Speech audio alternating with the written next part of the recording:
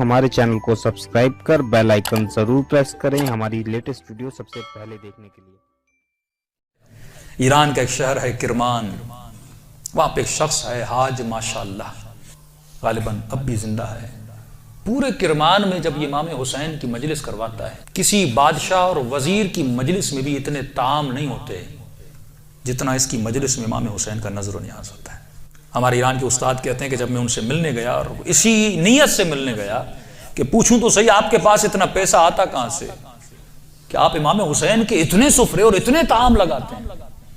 जब मिलने गया तो कहा कि बूढ़ा सा था 70 ईयर्स का, चेहरे पे अजीब नूरानियत थी और बैठा और मुझे कहने लगे कि आज तक हुसैन की मैंने जब भी नियाज किया मैंने जेब से एक पाई नहीं लगाई, मुझे नहीं पता ये कहां से आता है, कौन देकर जाता है, का फिर भी ये कैसे हुआ। मैंने आपके बारे में बड़ी चीजें सुनी। उसने कहा कि आज से तकरीबन 50 साल पहले मेरा काम था नज्जारी का, जो लकड़ियां बनाते हैं ना, लकड़ी का काम करता था और मेरी बड़ी उल्फत थी, मोहब्बत थी इमाम हुसैन से।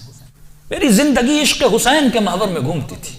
मैं लकड़ी का काम तो करता था लेकिन मैं बड़ी मेहनत करके लकड़ी के मिंबर बनाता था हुसैन के लिए, मस्जिदों के लिए मिंबर बनाता था, ताजिए बनाता था, ताबूत बनाता था, अलम बनाता था, जिस भी मस्जिद का काम हो सबसे पहले वो करता था। पूरा साल मेरी ये रविश थी, मस्जिदों में मिंबर देना, ताजिए देना, हुसैन से इश्क था। उसके साथ साथ थोड़े थोड़े हॉस्पिटल्स के काम भी करता था। एक दिन काम करते करते अचानक मुझे अपनी किडनीज में बहुत तकलीफ हुई। मैंने दर्द को देखे अनदेखी कर दी।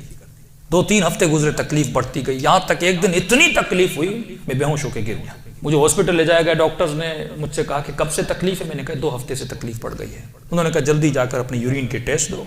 जब यूरिन टेस्ट देने गया तो मेरा यूरिन ही नहीं आ रहा था। फिर डॉक्टर ने एक इंजेक्शन लगा, कहा आज के बाद घर चला जा, न तुझे चलना है न तुझे काम करना है, बस बिस्तर पे सीधा होकर लेट जा।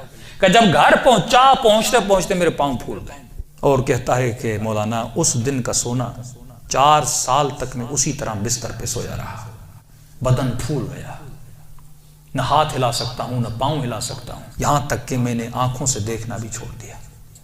बस मुझे कानों से आवाजें सुन जाती थी। जब इस तकलीफ में पहुंचा ना, अपने जितने रिश्तेदार थे सब छोड़ के चले गए। एक मेरी बूढ़ी माँ थी, लोग मेरे करीब नहीं आते थे कि ये बीमार है इसके करीब नहीं जाओ, लेकिन मेरी बूढ़ी माँ मेरी खिदमत करती रही। माओ की कदर करो जब तक जिंदा है। का इस माँ ने मेरी खिदमत ऐसे की जैसे मैं बच्चा था। का एक दिन मुझे ये हो गए हॉस्पिटल आना जाना, बदन बहुत फूल गया, खाल बिल्कुल नरम हो गई। का हॉस्पिटल ले जाया गया। डॉक्टर ने जब मुझे पलटा तो मेरी पीठ पे कीड़े पड़ चुके थे क्योंकि बदन नरम हो चुका था। मेरी माँ डॉक्टर को कहती थी बेटे को पानी पिलाऊं, कहता था नहीं बस चम्मच को गीला करके इसकी जबान पे रखो। कहा 4 साल मैंने वो प्यास चखी जिसको सोच के मैं हुसैन पे रोता था। शिद्दत प्यास में मैंने बिस दिल में मैंने हुसैन हुसैन हुसैन को, अपने आका को, मैंने उम्मीद नहीं तोड़ी। हुस्न ज़न था मेरे आका हुसैन पे।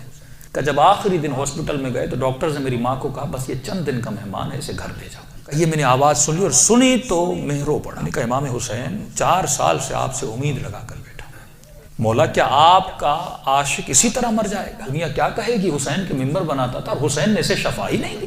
कि मेरी माँ ने घर के सरदाब में लाकर मुझे सुला दिया। कि वो दिन थे मुहर्रम के दिन, पहली मुहर्रम हुई। मेरी माँ ने जल्दी जल्दी घर में सफाई करना शुरू की और नीचे आई, कहने लगी मेरे लाल मुहर्रम शुरू हो गया है, अब मैं तुझे हुसैन के हवाले करती हूँ, मैं जाती हूँ मजलिस सुनने। कहता माँ ये कहकर चली गई। उस सरदाब में मैं सो रहा था। 4 मुहर्रम की रात आई, आज भी उसका घर मौजूद है, सब कुछ है। 4 मुहर्रम की रात आई, मैंने देखा खिड़की से एक परिंदा अंदर आया। कहते तब तक कान काम करते थे लेकिन जैसे ये परिंदा आया मेरी आंखों ने देखना शुरू किया। लेकिन ये अजीब कबूतर था जिसके 3 पर थे, सफेद था, सबज था और लाल पर था। मैंने जिंदगी में ऐसा कबूतर दुनिया में कहता मैंने नहीं देखा। पंजे उसके लाल थे। आया और आकर मेरे सिरहाने पे बैठ गया। बैठने के बाद उसने कलाम करना शुरू किया। मेरे कानों में आवाज देकर कहा तुझे प्यास लगी है, कुछ खाओगे, कुछ पियोगे? कहा 4 साल से जबानों पे ताला लगा था पर अब ये ताला खुल गया। मैंने कहा मुझे बहुत प्यास लगी है, इतने सालों से प्यासा हूं। का पता नहीं उसकी चोंच में क्या था, उसने मेरे मुंह में डाला, बस वो बदन में जाना था। एक अजीब सी फरहत मुझे मिली। फिर वो परिंदा उड़ा और उड़ के सामने कुर्सी थी उस पर बैठ गया। अब मैं कह रहा अपने जहन में ये कह रहा था कि मौला हुसैन अगर तूने भेजा है तो ये उड़ के मेरे पास आएगा या मेरे बिस्तर के नीचे जाएगा। اگر تو نے نہیں بھیجا یہ اڑ کے چلا جائے. کہ اتنا کہنا تھا وہ پرندہ اڑا اور میرے بستر کے نیچے جا کر بیٹھ گیا. کہ بس اتنا ہوا لیکن ابھی بھی بستر پہ لیٹا ہوا ہوں لیکن تھوڑی فرحت مجھے مل چکی ہے. اب سوچ رہا ہوں یہ پرندہ کون ہے, کہاں سے آ رہا ہے. اتنے میں صبح ہوئی, میری ماں نیچے سرداب میں آئی اور اس کے ہاتھ میں رومال تھا. پہلے زمانے میں جب لوگ روتے تھے تو ایک رومال رکھتے تھے. کہ جلدی دوڑی آئی اور گیلا سا رومال تھا, اس نے اس رومال کو میرے اوپر نچوڑنا شروع کیا. تو میں نے کہا کہ اماں یہ کیا ہے؟ کہا یہ حسین کے غم میں جو آنسو بہائے نا تیرے بدن پہ مل رہی ہو تاکہ خدا تجھے شفا دیتے. کہ یہ کہہ کر میری ماں چلی گئی. جیسے جا رہی تھی میں نے کہا اماں اگر زحمت نہ ہو, ایک کبوتر ہے اس بستر کے نیچے, اگر زحمت نہ ہو اس کے لیے تھوڑا دانا اور پانی رکھ لو. ماں نے کہا کبوتر کہاں سے؟ کہا بس رکھ لو. کہ ماں آئی اور اس نے نیچے دانا رکھا, پانی رکھا, چلی گئی. کہتے غالباً 10 محرم کا دن ہوا, عاشورہ کا دن ہوا. میں نے کہا مولا حسین آپ کی عاشورہ بھی آ گئی, اب بھی مجھے شفا نہیں دو گے؟ کہا رو ہی رہا تھا کہ اچانک میرے کمرے کا دروازہ کھلا اور میں نے ایک نورانی شخص کو اندر آتے ہوئے دیکھا.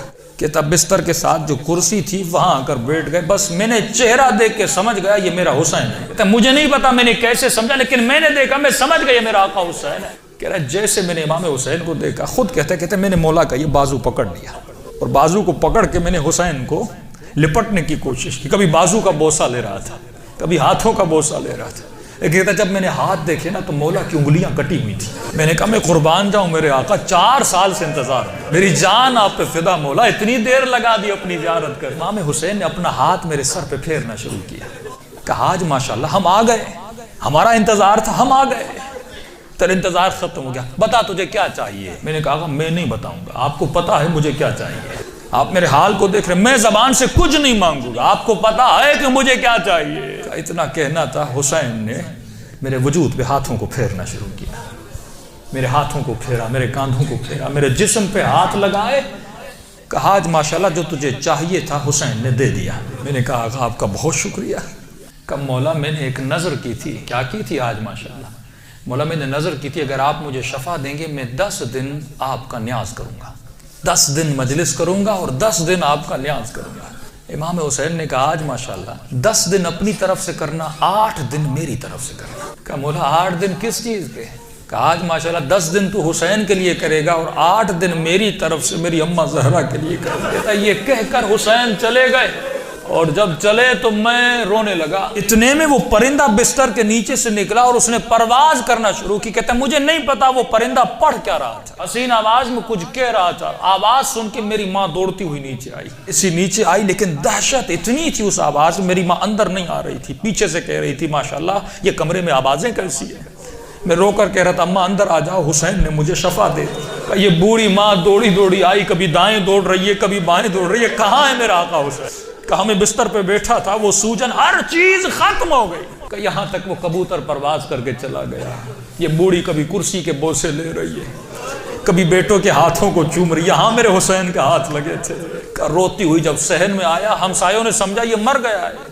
دوڑے آئے کہ ماں رو رہی ہے, شاید بیٹا مر گیا. لیکن جب پہنچے کیا دیکھا, اسے حسین نے زندگی عطا کر دی تھی. عزیزو جب یقین ہو نا, یقین نہ ٹوٹے, جب اہل بیت پہ بھروسہ ہو.